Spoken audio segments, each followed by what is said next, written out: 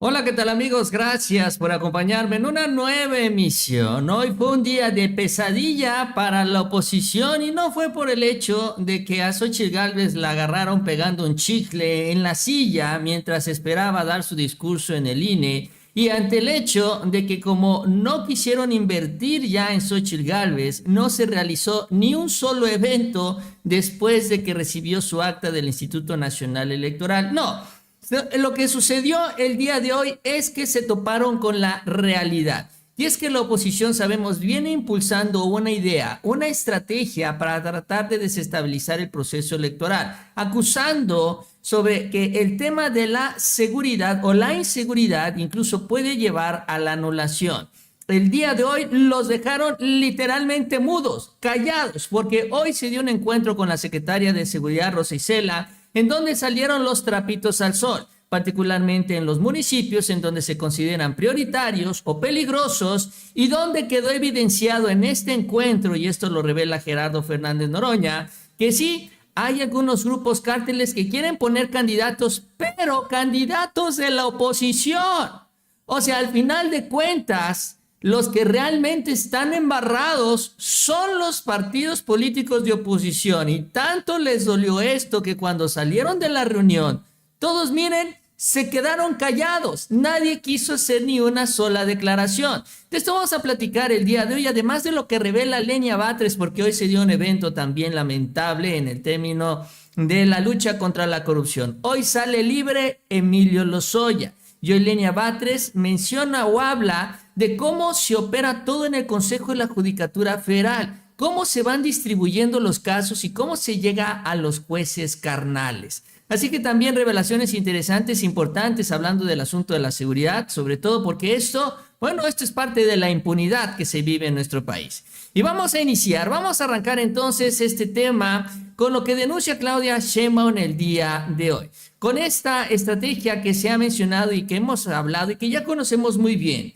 tratando de vincular al presidente López Obrador con los cárteles aquí en nuestro país. Porque la idea es que al vincularlo con estos grupos, bueno, dicen, entonces son estos grupos los que van a poner candidatos y son estos grupos los que están gobernando ahorita y los que van a gobernar a partir del 2024 y hasta el 2030.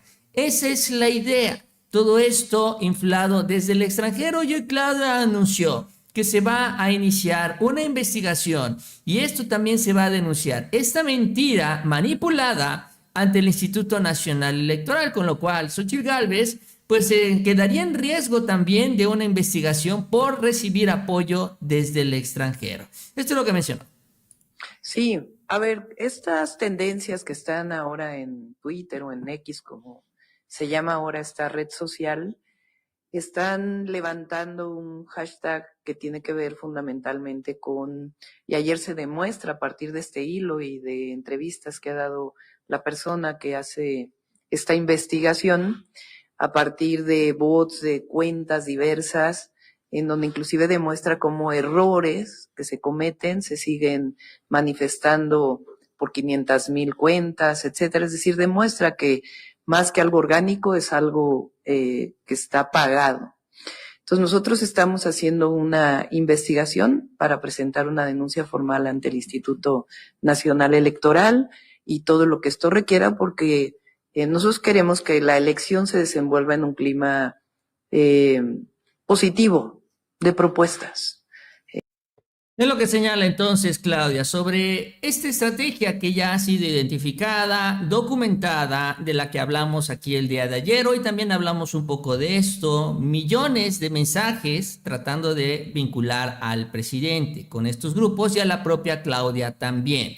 Ahora, el día de hoy que llega Xóchitl Gálvez al Instituto Nacional Electoral, bueno, básicamente hubo un consenso generalizado entre los dirigentes de los partidos, la cúpula también política, sobre todo panistas, que son los que acompañaron a Xóchitl el día de hoy, que, bueno, van en esta misma línea. Es que estamos preocupados que estos grupos influyan en las elecciones, preocupados porque el dinero de estos grupos también patrocine a candidatos y preocupados por los candidatos, que eso pues sí también es importante. Sin embargo, una de las que salió con el mayor cinismo en este tema fue la propia Margarita Zavala, que incluso cuando se le preguntó sobre este tema, cuestionó de manera muy breve y salió huyendo porque sabía que pues en una de esas le preguntaban por Genaro García Luna y así se dijo ella preocupada por la participación de los cárteles en las elecciones. En torno al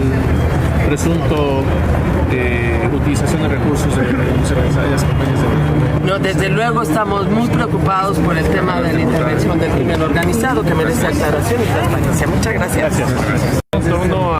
Y ahí se despide. Sí, estamos preocupados, pero muchas gracias. Ahí nos vemos. Ahí se ven.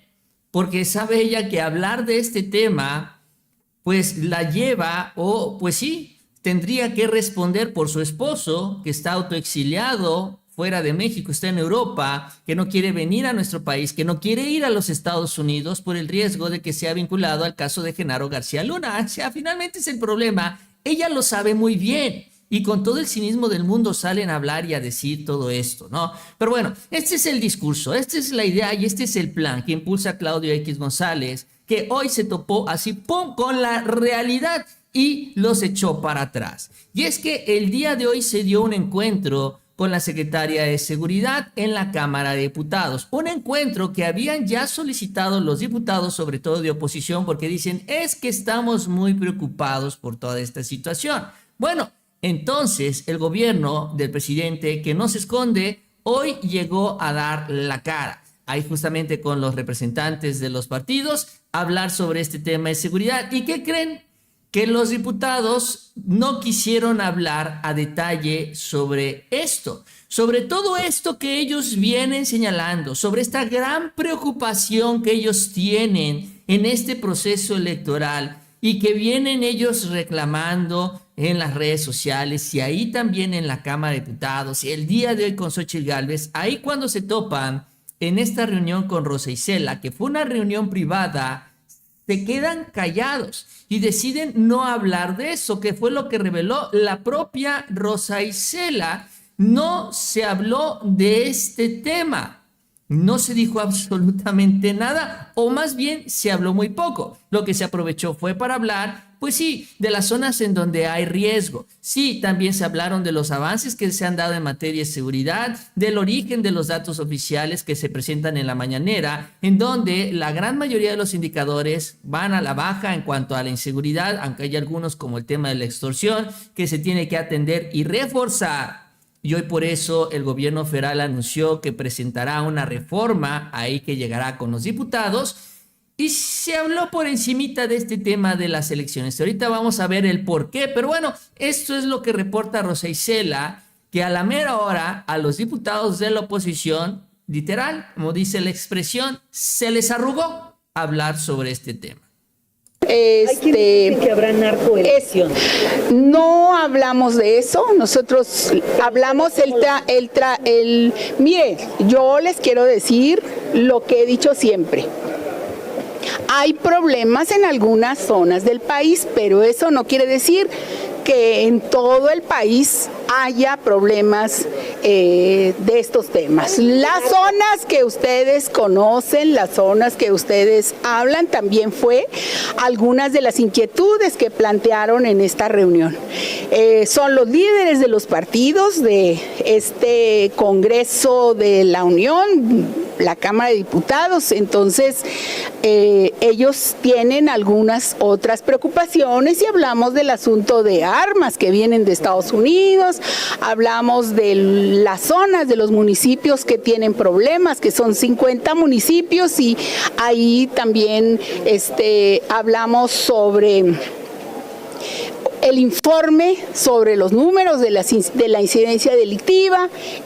Vieron ellos cómo hemos bajado la mayoría de los delitos y cómo en otros delitos siguen siendo un desafío para el Estado mexicano. Entonces, la parte de que se ha bajado el secuestro.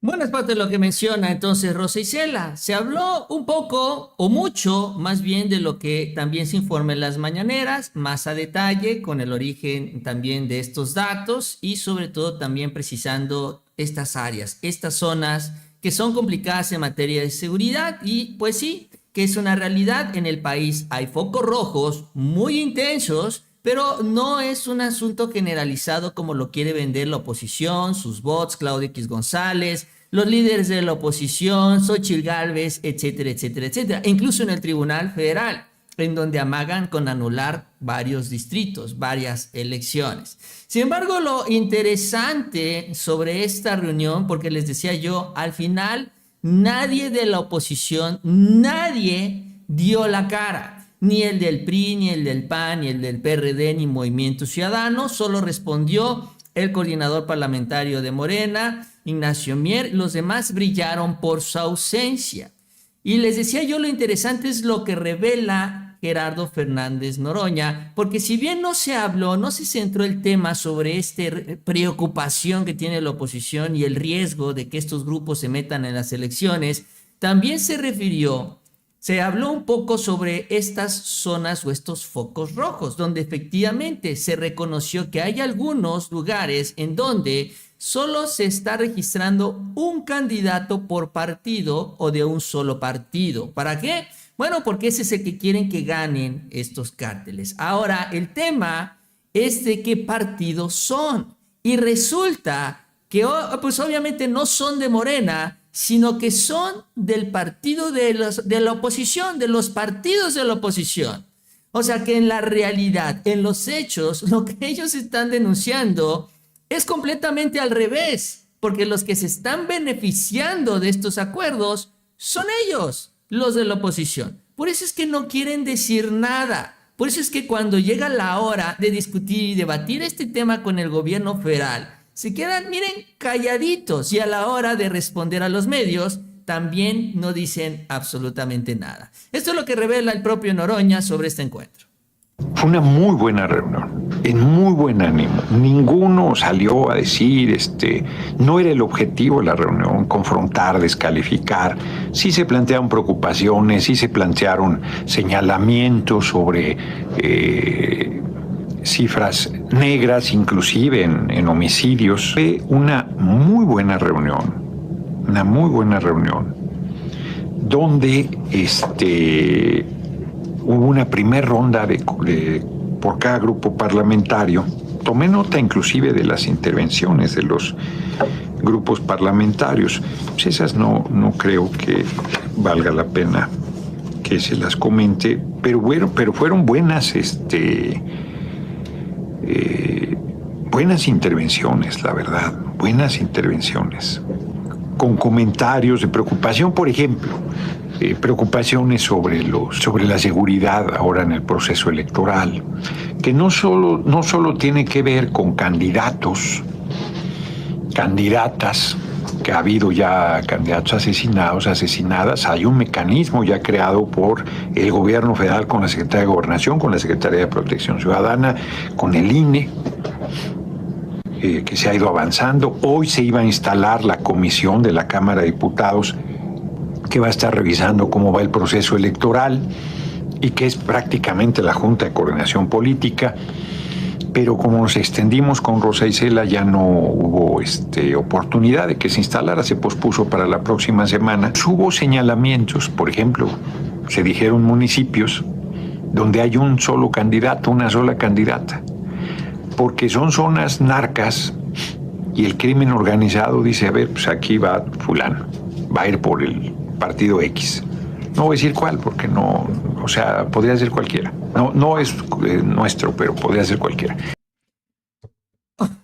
O sea, al final de cuentas, lo que está sucediendo es que sí, en algunas zonas, no es general, se está dando esta situación, y donde se está dando esta situación, los candidatos que están impulsando los cárteles son los candidatos de los partidos de la oposición, ¿no? Gerardo Fernández Noroña no quiso entrar en polémica, son temas muy sensibles, por eso fue también a puerta cerrada lo que se mencionó el día de hoy, pero dice, no somos nosotros, o sea, si no somos nosotros, si no es la 4T, entonces son los candidatos de la oposición.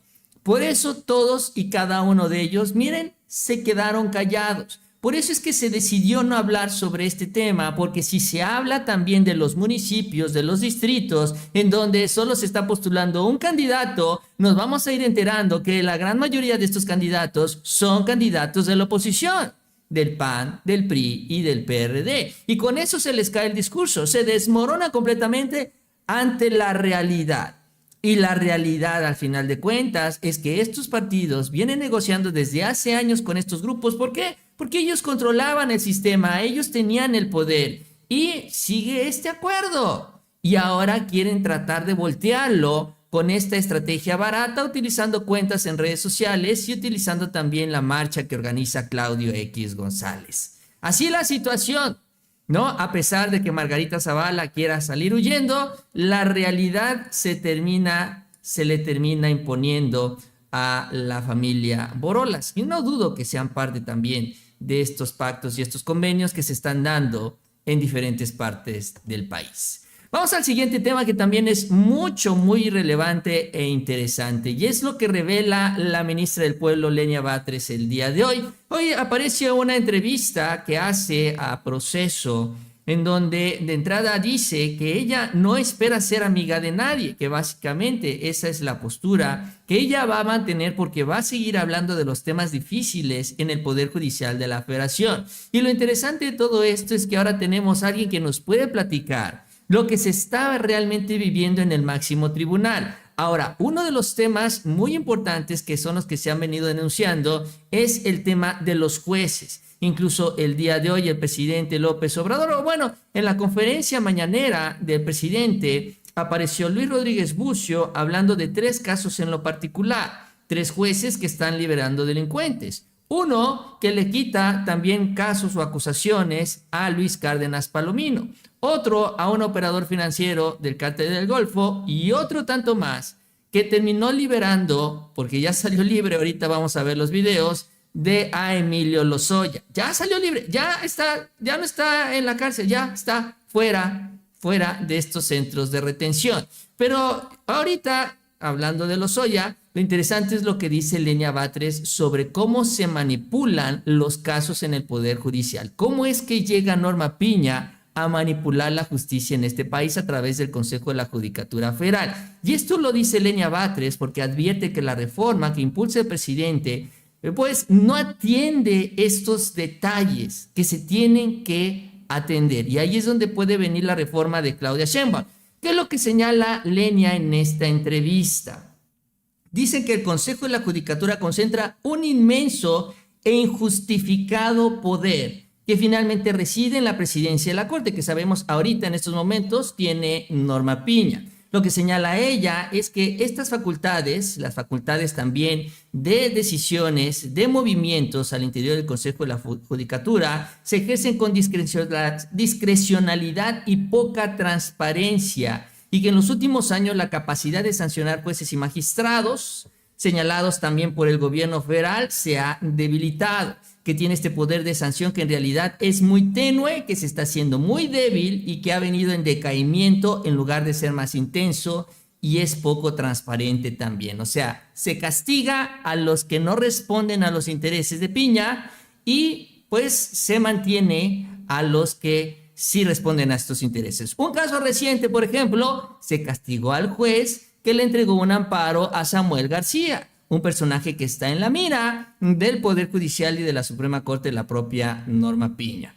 Hay una fila inmensa, dijo Lenia Batres, de solicitudes de sanción para jueces y magistrados, y se administran estas solicitudes de una manera arbitraria. O sea, no se asume conforme ingresan, y eso me parece grave. O sea, uno puede denunciar y ahí se queda, como si fueran iniciativas en la Cámara de Diputados o el Senado, a ver si tiene la suerte de que avance, si no, ahí se estanca.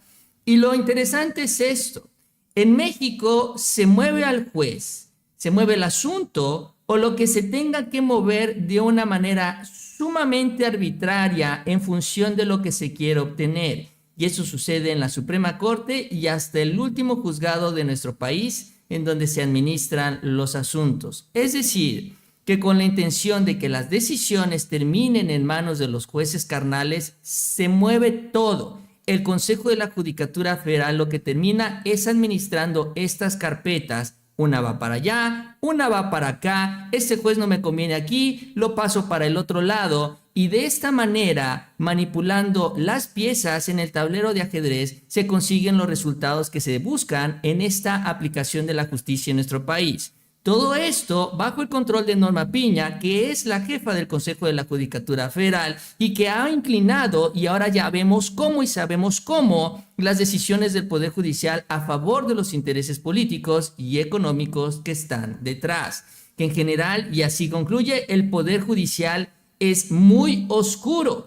Tanto interna como externamente es oscuro. Nadie entiende muchas veces cómo se administran los recursos y cómo y por qué se resuelve de determinadas formas. Es la conclusión de alguien que está ya al interior del Poder Judicial de la Federación y no en cualquier posición, sino en el máximo tribunal. O sea, un integrante del máximo tribunal de este país no termina de entender ¿cómo es que opera, entre comillas, de manera transparente un poder judicial que es administrado discrecionalmente por parte de la presidenta de la Suprema Corte?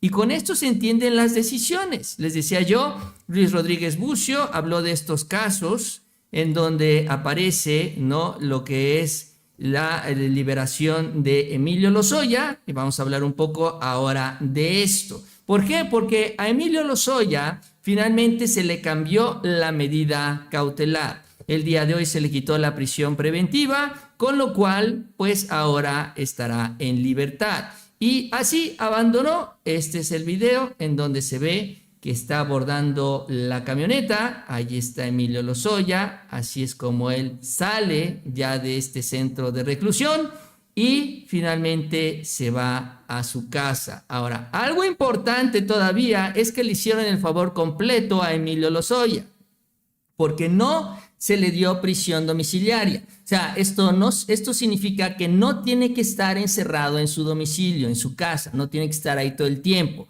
Lo que va a suceder es que en las próximas horas se le va a poner este brazalete electrónico con GPS en donde podrá circular por donde él quiera, tendrá que firmar cada 15 días y podrá hacer lo que a él se le pegue su regalada gana. Evidentemente, pues aquí viene lo que es, pues, el tema legal. ¿Qué fue lo que pasó? ¿Por qué se cambió esta medida preventiva? Y esto ahora vinculado al último caso, que es el que ya tiene encima Emilio Lozoya. El asunto de agronitrogenados cambió también porque Alonso Ancira decidió pagar parte de esta compensación. ¿Se acuerdan? También que por el asunto de esta planta de fertilizantes se iba a pagar una compensación. Ojo, todavía no la ha pagado y ya se está retrasando en los pagos. Quiere chamaquear al gobierno federal y a la fiscalía. Vamos a ver qué termina, en qué termina esto. Pero en el otro asunto de Odebrecht, que es el que le quedaba, ¿qué fue lo que sucedió? Bueno, el tema es que en la audiencia intermedia, la defensa de Lozoya, con el apoyo de estos jueces, logró que se anularan prácticamente todas las pruebas bancarias, porque dicen que no se obtuvieron con el aval de otro juez. Entonces, al echar atrás todas estas pruebas bancarias, ya la fiscalía se quedó pues realmente sin argumentos, que promovió una apelación contra la eliminación de estas pruebas y también perdió.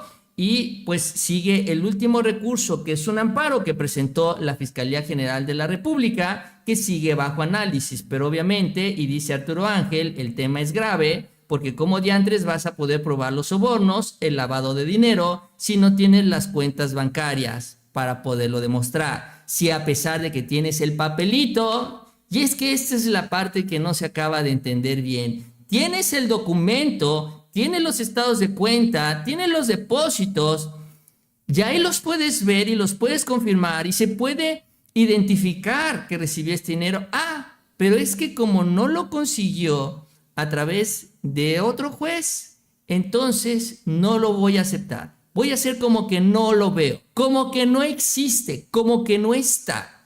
Y con esto, finalmente, Emilio Lozoya consigue este cambio, ¿no? O sea, todavía no está completamente en libertad, pero ya le quitan la prisión preventiva oficiosa porque dicen que no hay riesgo de fuga, le ponen el brazalete y bueno, seguramente se irá a cenar en el Hunan con Lourdes Mendoza para festejar la decisión del Poder Judicial de la Federación. Que ya vimos y ya nos explicó Lenia Batres cómo se mueve todo esto al interior para inclinar la justicia a favor de unos y en contra de otros.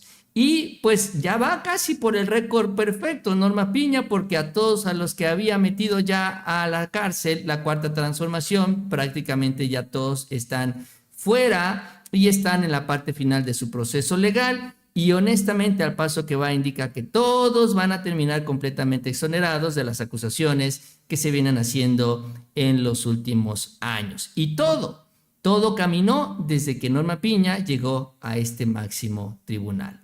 Bueno, pues así las cosas. Son noticias difíciles, complicadas, ¿no?, de asimilar, porque estábamos muy ilusionados que se combatiera la corrupción, pero pues ya vimos que es muy complicado si no se hacen las reformas constitucionales. En fin, yo con esto termino. Les agradezco que me hayan acompañado en este espacio. Espero les haya gustado el video. Si fue así, les invito a que se suscriban. Les agradezco esas manitas para arriba y nos vemos a la próxima con mucha más información.